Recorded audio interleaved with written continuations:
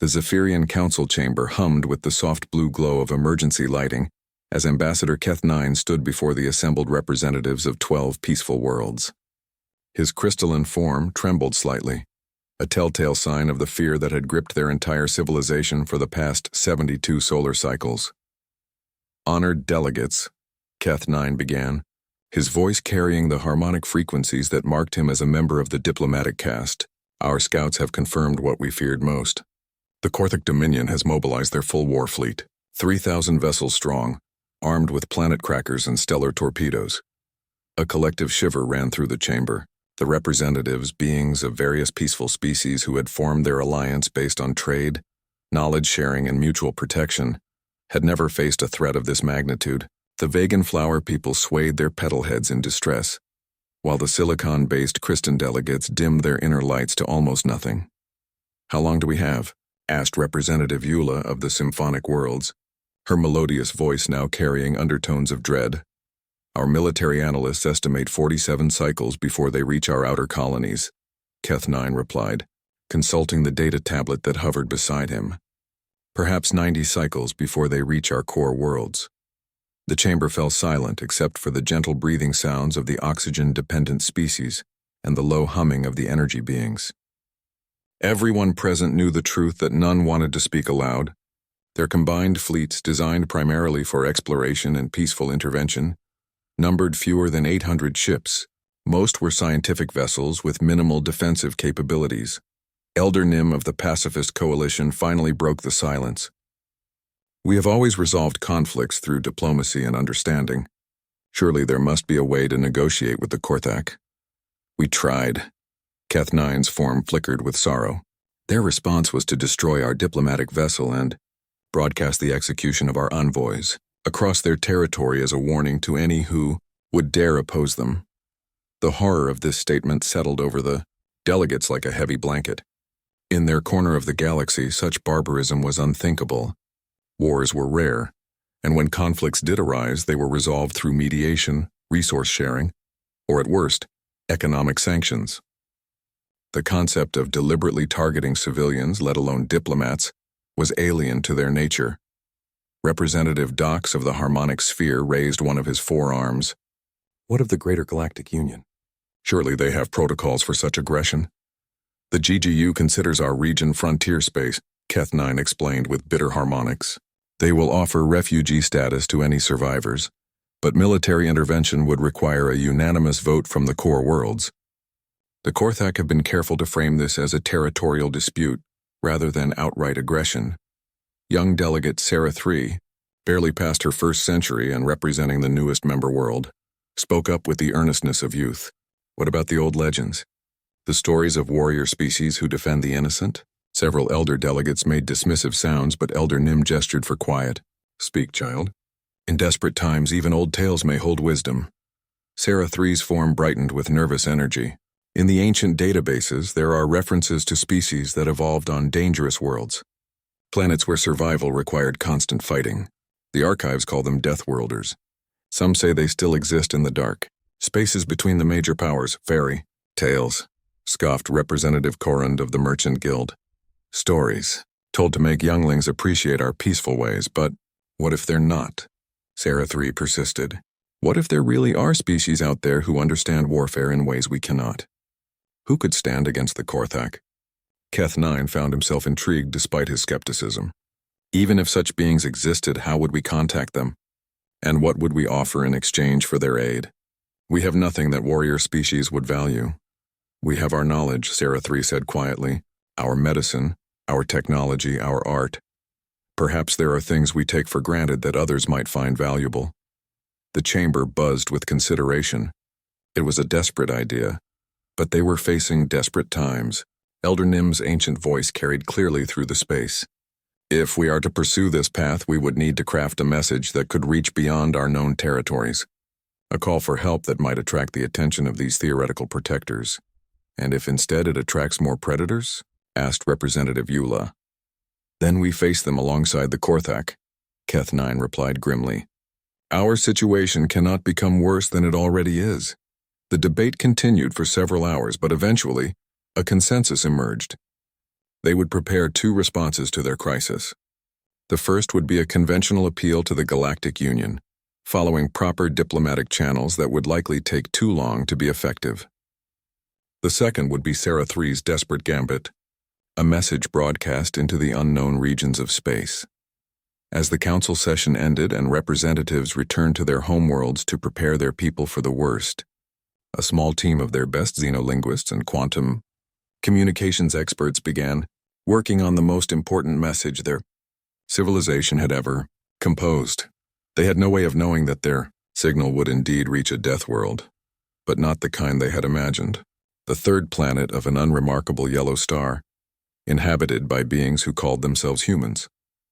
A species that had never been conquered because they had spent their entire evolutionary history learning to conquer everything else. The humans had received many distress calls over the IU centuries since achieving interstellar travel. Most came from their own colonies or trading partners. But this signal was different. It carried the desperation of an entire civilization facing extinction, broadcast by beings who had clearly never known true warfare. Admiral Sarah Chen read the translated message for the third time in her ready room aboard the UES Retribution. The human fleet had been conducting routine patrols along the border of their territory when the signal reached them.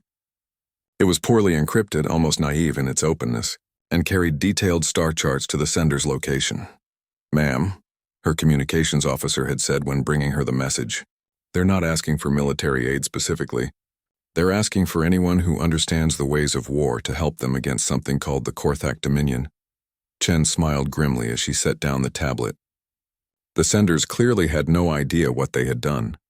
In their desperation, they had sent their call for help into the darkness of space, hoping to find warriors who might aid them. They had found humanity instead.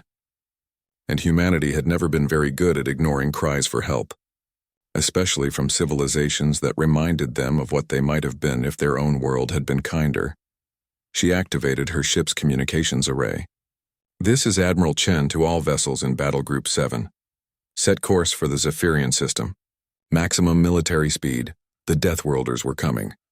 The Korthak war fleet moved through space like a plague of metallic locusts, their dark ships bristling with weapons designed for one purpose: complete annihilation.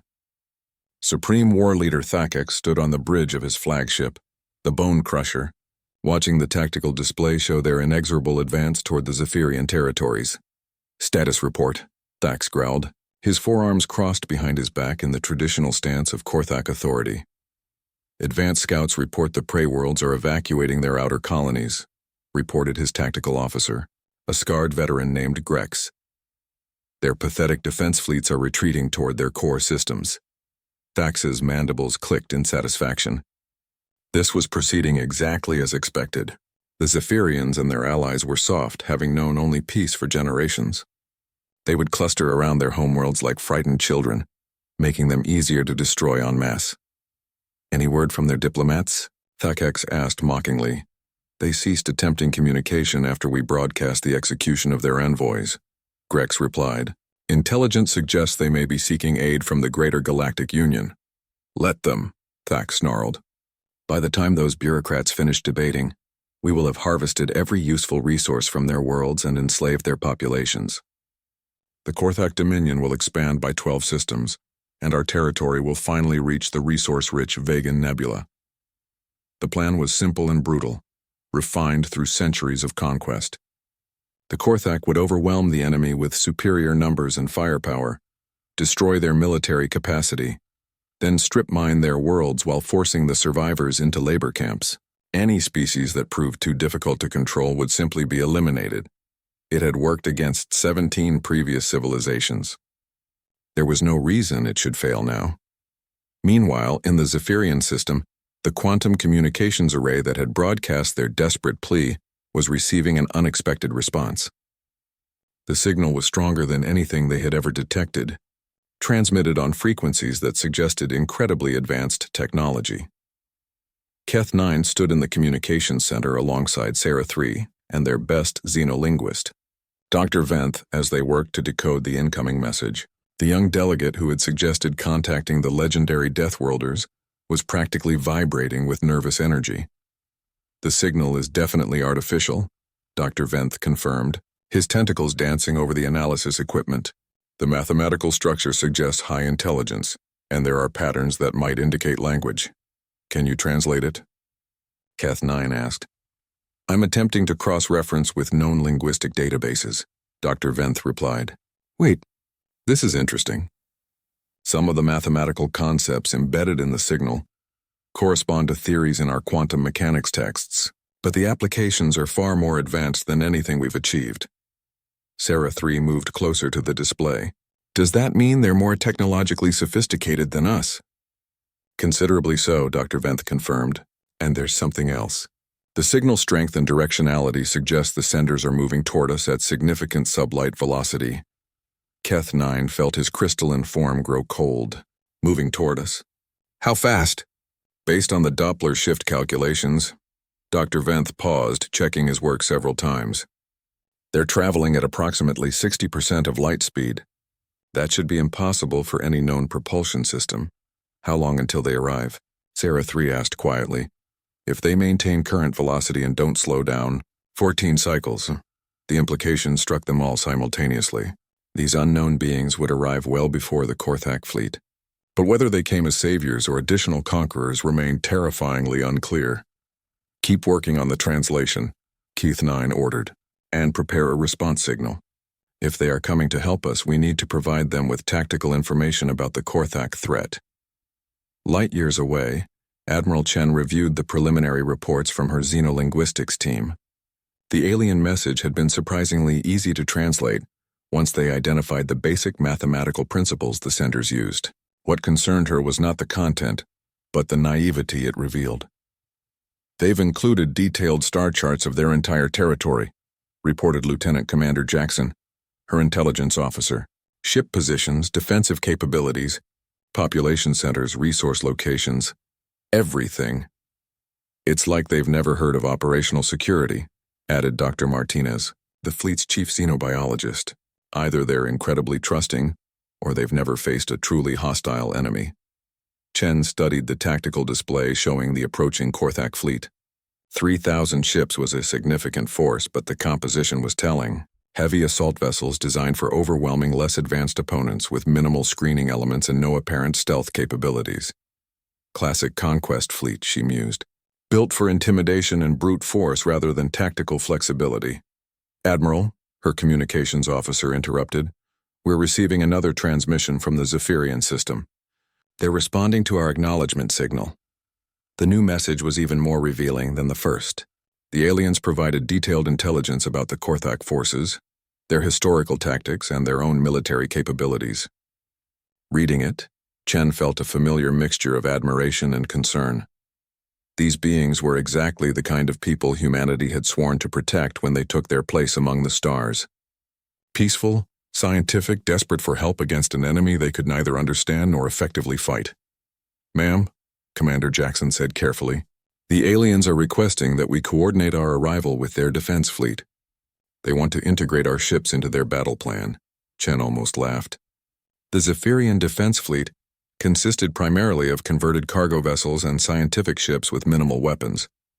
Their idea of coordination would likely involve polite discussion and consensus building while the enemy destroyed them. Send a response, she ordered. Tell them we appreciate their tactical information, but human forces operate independently. Provide them with our estimated arrival time, and advise them to keep their ships well clear of the engagement zone. Should we explain our capabilities? Asked Dr. Martinez. Chen considered this carefully. The aliens seemed to think they were requesting aid from fellow peaceful species who simply had more experience with warfare. They had no conception of what humanity actually was. Negative. They'll understand soon enough. As Battle Group 7 continued its approach to the Zephyrian system, Chen reviewed the files on similar situations humanity had encountered. The pattern was always the same. Peaceful civilizations developed in isolation, creating stable societies based on cooperation and mutual benefit.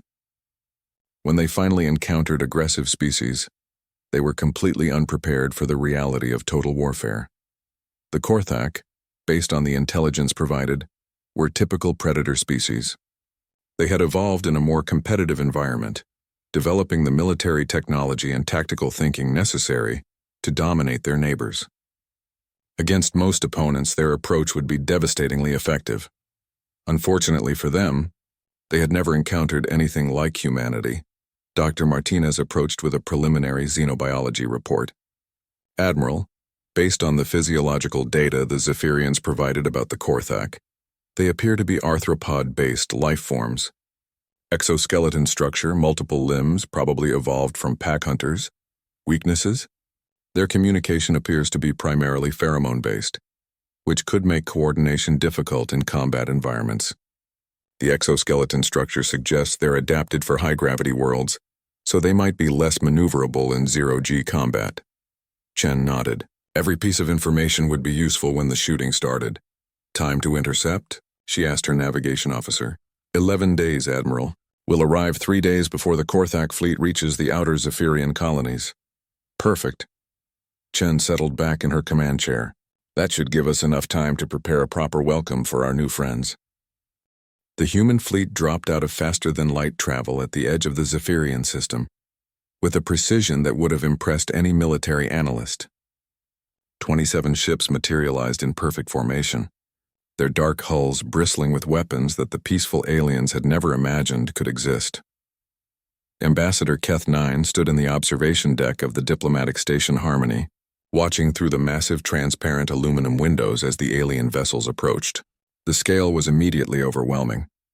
The smallest of the human ships was larger than the Zephyrian flagship, and their largest vessel, designated as U.S. Retribution, was nearly 3 kilometers of armored destruction. By the ancient crystals, whispered Representative Eula, her melodious voice carrying undertones of awe and terror. What have we summoned? Dr. Venth was frantically updating his analysis as more detailed scans became available. Their power signatures are unlike anything in our databases. The energy readings suggest they could power our entire homeworld with a single ship. Sarah 3, who had first suggested contacting the Deathworlders, found herself speechless. The romantic notion of noble warriors coming to their aid was being replaced by the stark reality of what true military power actually looked like. The human fleet took position in a defensive formation around the Zephyrian core worlds, but they did not request permission or coordination. They simply moved into place with the confidence of a species that had never doubted their ability to impose their will on the universe. Incoming transmission, announced the communications officer, his voice barely steady. The main display activated, showing the bridge of the human flagship. The being that appeared was unlike anything the Zephyrians had imagined. Bipedal, with pale skin and dark hair, wearing what was clearly a military uniform, but it was the eyes that were most disturbing. They held an intelligence that was sharp, calculating, and utterly without mercy. "This is Admiral Sarah Chen of the United Earth Space Force," the human said, her voice clear and authoritative. "I am responding to your distress call regarding the Korthak Dominion. I need to speak with your military commander." Keth 9 stepped forward, trying to project calm despite his inner turmoil. "Admiral Chen, I am Ambassador Keth 9 speaking for the Zephyrian Alliance. We do not have a single military commander. Our defense forces operate through consensus and coordination between our member worlds." Something flickered in the human's eyes that might have been amusement. "I see. Then you're in charge of this conversation. I've reviewed the intelligence you provided about the Korthak force. 3,000 ships is a significant fleet." "Yes," Keth 9 replied. "Our analysts estimate we have perhaps 800 vessels capable of combat, though most are scientific ships with minimal weapons. We had hoped that your people might be willing to join our defense fleet and help us coordinate a resistance." This time the human definitely smiled, and it was not a comforting expression. "Ambassador, I think there's been a misunderstanding. We're not here to join your defense fleet. We're here to destroy the Korthak." The simple certainty in that statement sent chills through every being in the room. This was not bravado or false confidence. This human spoke of destroying a fleet of 3,000 ships the way one might discuss eliminating a minor pest. "Admiral," Keth 9 said carefully, "perhaps we should discuss strategy. The Korthak have superior numbers and their ships are heavily armed. Even with your advanced technology, a direct confrontation might be inadvisable." "I appreciate your concern," Admiral Chen replied, "but human military doctrine is quite different from what you're accustomed to. We don't engage in defensive actions or strategic retreats. When someone threatens innocent people, we eliminate the threat completely." Dr. Venth leaned forward, his scientific curiosity overcoming his fear. "Admiral, if I may ask, what kind of world did your species evolve on? Your technology suggests an advanced scientific civilization, but your military capabilities are far beyond what we would expect." The human's expression grew thoughtful. "Dr. Venth, isn't it? I read your bio in the files you transmitted. You're a xenobiologist, so you might appreciate this. Earth is what we call a death world.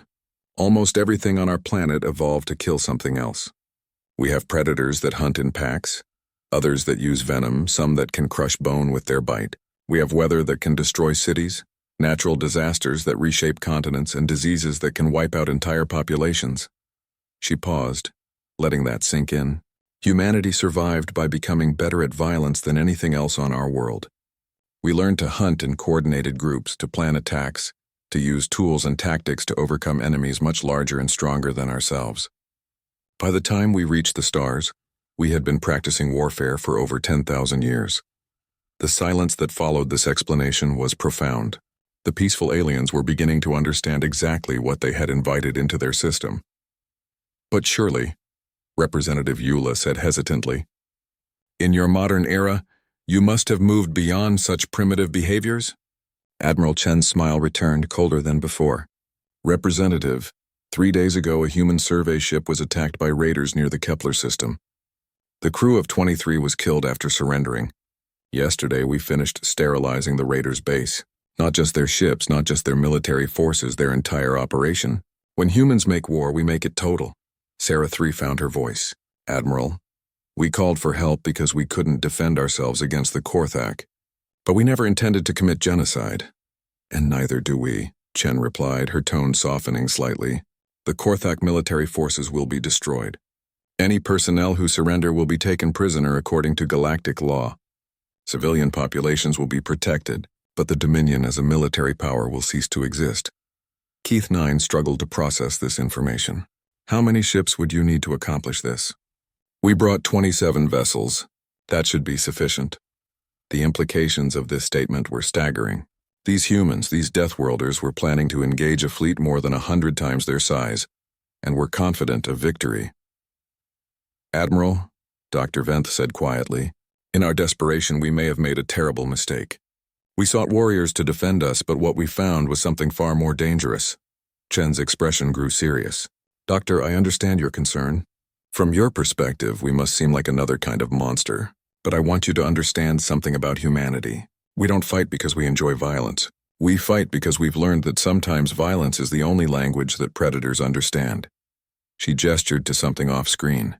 "In 6 hours, the Korthak fleet will reach your outer colonies. They'll begin their attack by bombarding civilian populations to demoralize your defenders. They'll execute prisoners, enslave survivors, and strip your worlds bare of resources. This isn't speculation. It's what they've done to 17 other civilizations." The alien delegates absorbed this grim prediction in silence. "But here's what's going to happen instead," Chen continued. "When the Korthak fleet arrives, they're going to discover that their prey has found protectors. And they're going to learn why, in the dark spaces between the stars, other predator species have learned to fear a small blue world on the edge of nowhere." As the transmission ended, the Zephyrian delegates stood in stunned silence. They had sent their call for help into the darkness, hoping to find salvation. Instead, they had found something that made them question whether there was really any difference between saviors and monsters. Outside the station's windows, the human fleet continued its patient patrol, waiting for the enemy to arrive. Supreme War Leader Thax felt the familiar thrill of approaching victory as his fleet dropped out of hyperspace at the edge of Zephyrian territory.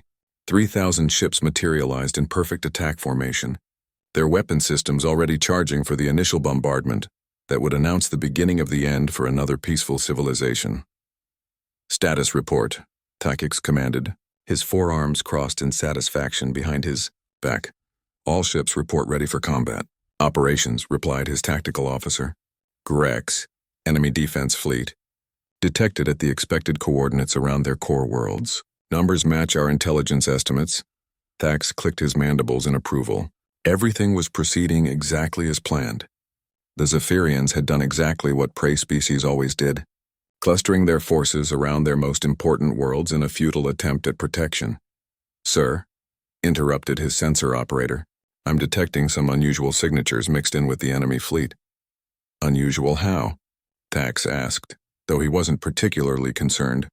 Desperate species sometimes tried to modify their civilian ships with makeshift weapons. It never helped. Unknown ship configuration, sir. 27 vessels that don't match any known Zephyrian designs. Energy signatures are significantly higher than expected. Thax moved to the sensor station, studying the display with growing interest. The unknown ships were positioned in a loose formation around the Zephyrian fleet, but they weren't integrated into the alien defensive line. Instead, they seemed to be operating independently. Mercenaries? Suggested Grex. Possibly, Thax mused. Some desperate species do hire outside help when facing extinction. Scan those unknown vessels. I want to know what we're dealing with. As the Korthak fleet began its advance, the sensor operator worked frantically to analyze the strange ships. What he found made no sense according to everything they knew about this region of space. Sir, the energy readings from those ships are off the scale. Their power generation capabilities exceed our own by a factor of 10. And their hull composition, I've never seen anything like it. Thax felt the first stirring of unease. In all their conquests, they had never encountered technology that significantly exceeded their own. The Korthak had built their empire on the foundation of superior firepower and tactical doctrine. Could they be from the greater Galactic Union? Asked Grex. Negative, the sensor operator replied. GGU ship designs are in our databases. These vessels are completely unknown. On the bridge of the UES Retribution, Admiral Chen watched the Korthak fleet's approach with professional interest. The enemy formation was textbook perfect for intimidating civilian populations, but tactically predictable for anyone who understood modern space combat. Analysis, Commander Jackson? She asked her intelligence officer. Classic overwhelming force doctrine, ma'am. They're planning to use superior numbers to punch through the defensive line, then split into smaller groups to attack population centers simultaneously. Weaknesses? Their formation is optimized for forward assault but vulnerable to flanking attacks. No reserve force, minimal screening elements, and they're bunched up tight enough that area effect weapons would be devastating. Chen nodded. It was exactly what she had expected from a species that had built its reputation on crushing weaker opponents. The Korthak had never faced an enemy capable of sophisticated tactical response. Ma'am, her communications officer reported, the Zephyrian fleet is requesting permission to coordinate attack patterns with us. Negative. Signal the Zephyrians to withdraw to minimum safe distance. This engagement is going to get messy. Admiral, Dr. Martinez approached with a concerned expression. The Korthak fleet significantly outnumbers us. Are you certain we shouldn't accept the alien assistance? Chen pulled up the tactical display, highlighting the enemy formation. Doctor, look at their approach vector. They're coming straight at us in a tight formation. No evasive maneuvers, no screening forces. They're not expecting any real resistance. She zoomed in on the lead elements of the Korthak fleet. These ships are designed for planetary bombardment and intimidation. Heavy armor, powerful weapons, but built for overwhelming weaker opponents rather than fighting peer adversaries. But there are still 3,000 of them, Dr. Martinez pointed out. Quality over quantity, Chen replied. Watch and learn why humanity doesn't build ships for intimidation. In the Zephyrian observation station, the alien delegates watched in growing confusion as the human fleet began to move. Instead of forming a defensive line or coordinating with the Zephyrian forces, the human ships were accelerating directly toward the advancing Korthak armada. What are they doing? Gasped Representative Eula. They're outnumbered more than 100 to 1. Dr. Venth was studying the tactical display with scientific fascination. Their acceleration rates are impossible. According to our physics, those ships should be tearing themselves apart under that kind of stress. Keth 9 felt his crystalline form growing cold with dread. They're going to be slaughtered. And when the humans are destroyed, the Korthak will take their anger out on us. Sarah 3, who had first suggested contacting the Deathworlders, watched the approaching battle with a mixture of awe and terror. The humans weren't retreating or asking for help. They were charging into certain death with the same casual confidence they had shown since arriving. Aboard the Bone Crusher, Supreme War Leader Thax watched the human ships approach with growing disbelief. 27 vessels were accelerating directly toward his fleet of 3,000, showing no signs of caution or tactical awareness. They're either insane or they know something we don't, muttered Grex. Sir, The sensor operator called urgently. The unknown ships are accelerating beyond anything we thought possible. They'll reach weapons range in 6 minutes. All ships prepare for combat, Thax ordered. Target the unknown vessels first. If we destroy them quickly, it might demoralize the Zephyrians into surrendering. As the range closed, both fleets opened fire simultaneously. The Korthak weapons, powerful plasma cannons and kinetic projectiles designed to crack planetary surfaces, lanced out toward the approaching human ships. It should have been the end of the brief engagement. Instead, something impossible happened. The human ships didn't try to evade the incoming fire. They flew directly through it, their shields absorbing impacts that should have vaporized them instantly. Impossible, Thax roared. No shields can withstand that kind of firepower. Sir, the tactical officer reported in a voice barely controlled. Enemy shields are holding at 95% efficiency. Our weapons are having minimal effect. Before Thax could process this information, the human ships reached optimal firing range and opened fire with weapons that defied everything the Korthak thought they knew about space combat. Instead of plasma bolts or kinetic projectiles, streams of coherent energy that seemed to bend space itself reached out and touched the leading Korthak vessels. The results were catastrophic. Ships that had been designed to withstand planetary defense systems simply ceased to exist. Their matter converted to energy in microseconds. In the first 30 seconds of combat, the Korthak lost over 200 vessels. Evasive maneuvers, Thax screamed. All ships scatter and attack from multiple vectors. But the human ships moved with impossible grace, their acceleration and maneuverability making the Korthak fleet look like it was standing still. They wove through the enemy formation like predators among prey, their weapons reaching out to eliminate target after target with surgical precision. On the Retribution, Admiral Chen watched the battle unfold with grim satisfaction. Target their command ships first, she ordered. Once we disrupt their coordination, the rest will be cleanup. The engagement that the Korthak had expected to be a simple massacre was turning into something very different. For the first time in their species' history, they were learning what it felt like to be prey. The space around the Zephyrian system had become a graveyard of twisted metal and dissipating energy clouds. In just 40 minutes of combat, over half the Korthak fleet had been reduced to expanding debris fields. The survivors were no longer advancing in formation but fleeing in desperate, uncoordinated groups while the human ships pursued them with relentless efficiency.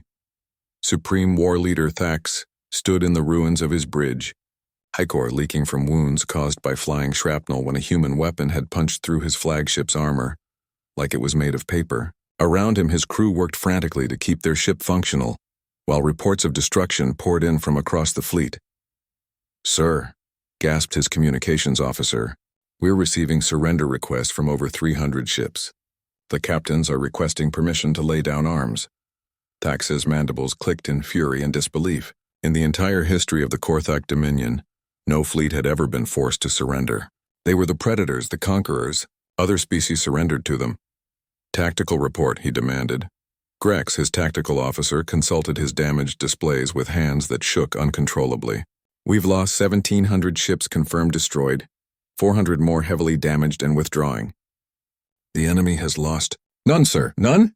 Thax couldn't process this information. That's impossible.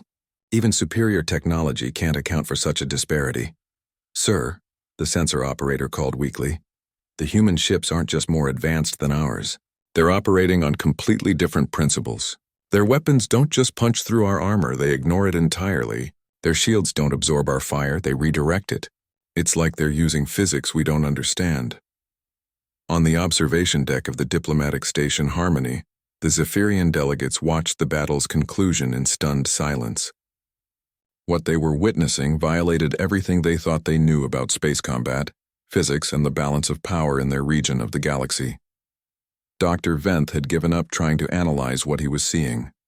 The energy expenditure alone should have depleted their power reserves after the first few minutes, he muttered. They're violating conservation of energy, conservation of momentum, and several other fundamental laws. Representative Eula swayed her petal head in bewilderment. Are we certain these beings are natural life forms? Could they be some kind of artificial intelligence or energy beings? Keth 9 was reviewing the initial communications from Admiral Chen. They claim to be organic beings from a planet they call Earth. But their capabilities... He trailed off. Unable to complete the thought, Sarah 3, who had first suggested contacting the Deathworlders, felt a mixture of awe and terror. "We asked for warriors who understood the ways of war," she whispered. "We found something that had transcended war entirely." The battle was entering its final phase as the remaining Korthak ships desperately tried to escape the system. But the human vessels moved with impossible speed, intercepting fleeing groups and offering them a simple choice: surrender or be destroyed. Most chose surrender. Aboard the UES Retribution, Admiral Chen reviewed the tactical situation with satisfaction. The engagement had proceeded exactly as predicted, though the Korthak had proven even less competent than expected. "Ma'am," Commander Jackson reported, "we're receiving surrender signals from the remaining enemy vessels. Total count is 843 ships laying down arms. Any word from their flagship?" Chen asked. "The Bone Crusher is still trying to fight, though they've lost most of their weapons and propulsion. Should we disable them for capture?" Chen considered this. According to the intelligence provided by the Zephyrians, the Korthak command structure was rigidly hierarchical. If they captured the Supreme War Leader, it might prevent future conflicts. Negative. Offer them surrender terms. If they refuse, destroy them. The final exchange came minutes later when Admiral Chen herself appeared on the screen of the crippled Korthak flagship. Thax found himself face to face with the being who had just dismantled the most powerful military force in their region of space. "Supreme War Leader Thax," Chen said calmly, "this is Admiral Sarah Chen of the United Earth Space Force. Your fleet has been defeated. I'm offering you the chance to surrender and save the lives of your remaining crews." Thax stared at the human with a mixture of hatred and incomprehension. "What are you?" he demanded. "No natural species could possess such power." "We're exactly what we appear to be," Chen replied. "Humans from a world that taught us to be very good at violence. The difference between us and you is that we learned when to stop." "This isn't over," Thax snarled. "The Dominion spans dozens of systems. When they learn what happened here, they'll send everything they have to avenge us." Chen's smile was cold and predatory. "War Leader, I think you misunderstand the situation. This wasn't a battle between equals. This was an extermination. Your military capability no longer exists. Your Dominion no longer has the power to threaten anyone." She leaned forward slightly. "But here's what's going to happen. You're going to send a message to every Korthak world, every colony, every military installation. You're going to tell them that the age of conquest is over. Any attempt to rebuild your war machine will result in the complete sterilization of your species. You can't threaten an entire civilization." "I'm not threatening," Chen replied quietly. "I'm stating a fact. Humanity has appointed itself the protector of peaceful species in this region. The Korthak will remain in their home systems under permanent monitoring, or they will cease to exist. Your choice." The transmission ended, leaving Thax alone with the ruins of his ambitions and the terrible knowledge that his species' reign of terror was over. In the hours that followed, the cleanup began. Human ships methodically cataloged the wreckage, rescued survivors from disabled vessels, and began the process of taking nearly 1,000 ships' worth of prisoners. The logistics alone should have been impossible for a fleet of 27 vessels, but somehow the humans managed it with the same casual efficiency they had shown in combat. The Zephyrian delegates were invited aboard the Retribution for a formal meeting, and what they found there challenged their understanding of reality even further. The human ship was enormous, its corridors stretching for kilometers, but it clearly operated with a crew of only a few hundred beings. Admiral Chen met them in a conference room that was larger than most Zephyrian government buildings. "I hope the battle wasn't too disturbing for your people," she said without preamble. "We tried to keep the destruction contained to military targets." Keth 9 found his voice with difficulty. "Admiral, what we witnessed today was beyond our comprehension. Your ships, your weapons, your tactics. How is any of it possible?" Chen gestured to a holographic display showing the human fleet. "The ships you see represent approximately 50,000 years of continuous technological development focused on a single goal: protecting humanity and its allies from external threats." Dr. Venth leaned forward. 50,000 years? But you said your species only reached the stars recently." "We did," Chen confirmed. "But time dilation effects from our faster-than-light travel mean we've had much longer to develop than it appears from outside our reference frame. Every human ship is essentially a mobile research station, constantly improving and upgrading itself. Representative Eula asked the question they were all thinking. What do you want from us in return for your protection? Chen's expression grew thoughtful. Nothing initially, but I suspect our species could benefit from cultural exchange. You've built a peaceful civilization spanning multiple worlds. That's something humanity has struggled with. And if we refuse? Sarah 3 asked quietly. Then we return to human space and you never see us again, Chen replied. We don't conquer or coerce. We simply eliminate threats to peaceful species and move on. As the meeting concluded and the Zephyrian delegates prepared to return to their worlds, they found themselves grappling with a new reality. They had sought help from legendary warriors and found something far more profound. A species that had solved the ultimate paradox of civilization. The humans had become so proficient at war that they had transcended the need for it, achieving peace through the absolute certainty that any aggressor would face immediate and total destruction. It was, the delegates realized, perhaps the only way true peace could exist in a universe that contained predators. 6 months after the battle that would become known as the Liberation of Zephyr, the galaxy had settled into a new equilibrium. Word of humanity's intervention had spread far beyond the original conflict zone, carried by traders, diplomats, and refugees from dozens of species who had heard the impossible tale of 27 ships destroying a fleet of 3,000.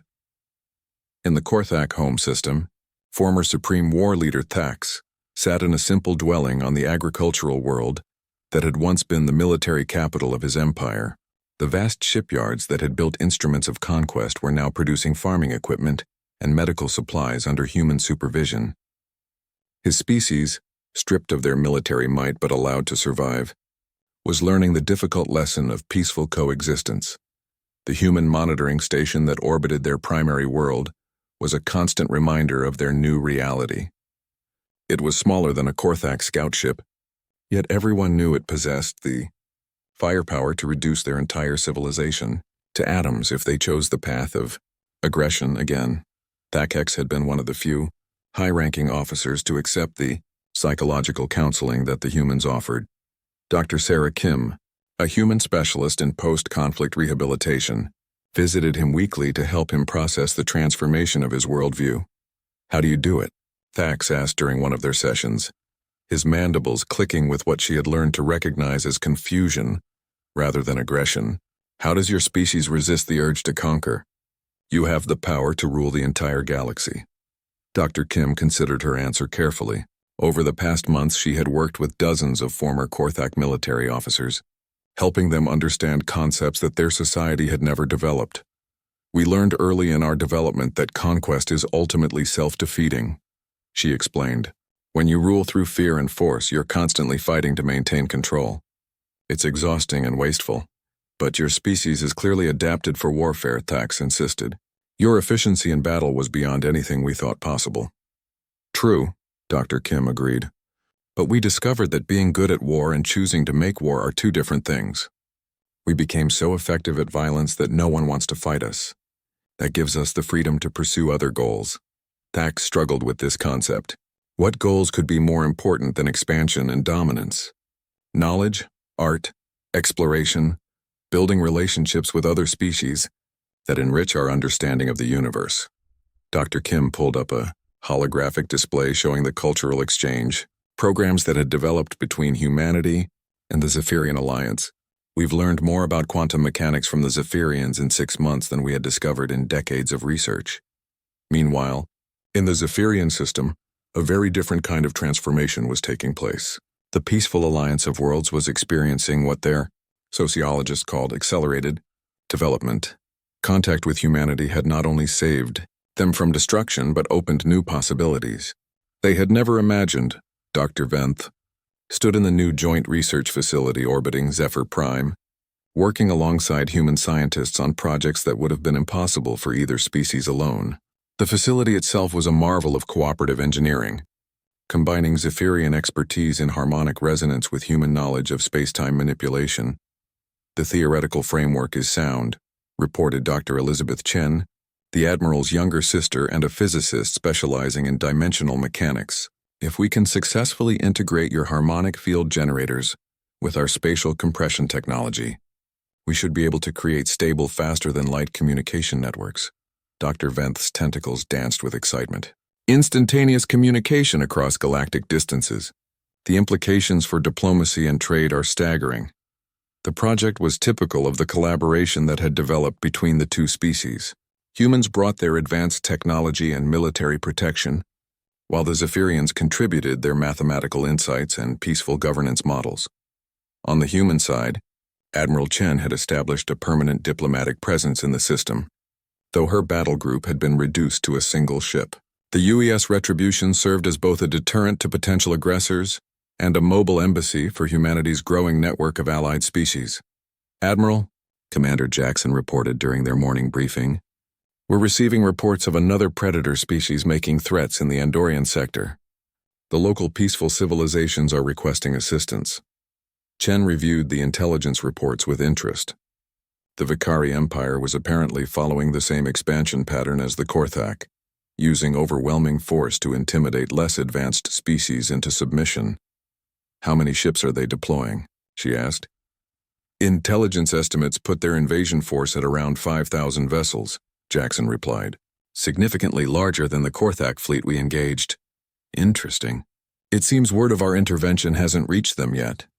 Chen made a note in her personal log. The human policy was clear. Any species that threatened peaceful civilizations would face immediate response, regardless of the size of their military. Ma'am, Dr. Martinez approached with a concerned expression. Shouldn't we at least request additional ships from Earth Command? 5,000 is a significant force. Chen smiled, the expression carrying the same predatory confidence that had intimidated the Korthak. Doctor, the size of the enemy fleet stopped being relevant when we perfected quantum cascade weapons.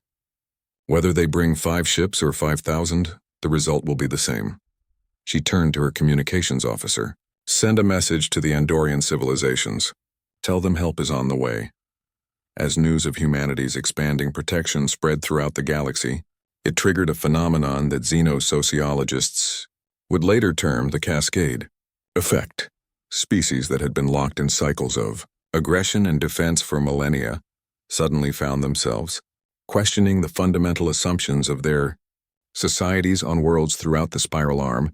Military leaders looked at their fleets and wondered what the point was of maintaining forces that could be eliminated by a single human vessel. Politicians reconsidered expansion policies when they realized that conquest might attract the attention of the mysterious Deathworlders who seemed to appear whenever peaceful species were threatened. The Greater Galactic Union, that vast bureaucracy of established civilizations, found itself scrambling to understand the new power dynamic. In their chambers of debate, representatives argued about whether humanity represented a stabilizing force or a dangerous wildcard. They've single-handedly eliminated 2 major aggressive powers, argued Representative Corvani of the Diplomatic Corps. The reduction in regional conflicts has been remarkable, but they operate completely outside established galactic law, countered Admiral Threx of the GGU Defense Force. They don't seek authorization. They don't coordinate with local authorities. They simply appear and impose their will through superior firepower. Superior is an understatement, muttered Dr. Yelani, the Union's chief military analyst. Our best estimates suggest that a single human ship could engage our entire fleet and emerge victorious. They're not just technologically advanced. They're operating on principles we don't understand. The debate would continue for years, but the practical result was already clear. Humanity had become the galaxy's unofficial police force, a role they seemed to accept with the same casual competence they had shown in eliminating the Korthak. Back in the Zephyrian system, Ambassador Keth 9 stood once again in the observation deck of the diplomatic station, but this time he wasn't watching in fear. Through the transparent aluminum windows, he could see human and Zephyrian ships working together on construction projects, their cooperation a symbol of the new age that had begun with a desperate call for help. Sarah 3 joined him at the viewing window, her young enthusiasm now tempered with the wisdom that came from witnessing the true nature of power. "Do you think we made the right choice?" she asked, calling out to the darkness for help. Keth 9 considered the question carefully. Around them, Their civilization was flourishing in ways they had never imagined possible. Trade routes that had been threatened by piracy were now completely safe. Scientific research was advancing at unprecedented rates. Their young people were learning from human teachers while human students studied Zephyrian arts and philosophy. "We sought warriors to defend us," he said finally. "Instead, we found guardians. Perhaps that's what we needed all along." As if summoned by their conversation, Admiral Chen's voice came over the station's communication system. "All vessels in the system, we've received word that the Vakari Empire has been convinced to reconsider their aggressive policies. Apparently, someone shared the tactical recordings from our previous engagement. They've decided that peaceful expansion through trade and diplomacy is more appealing than military conquest." Sarah 3 laughed, a sound like crystal chimes in a gentle breeze. "They didn't even have to fight this time." "The best victory," Keth 9 observed, "is the one that prevents a war from starting." In the depths of space far from any inhabited system, a monitoring probe detected an ancient signal repeating endlessly from a dead star system. The message was simple, transmitted in the mathematical language that all spacefaring species eventually developed. "Help. Please. Anyone.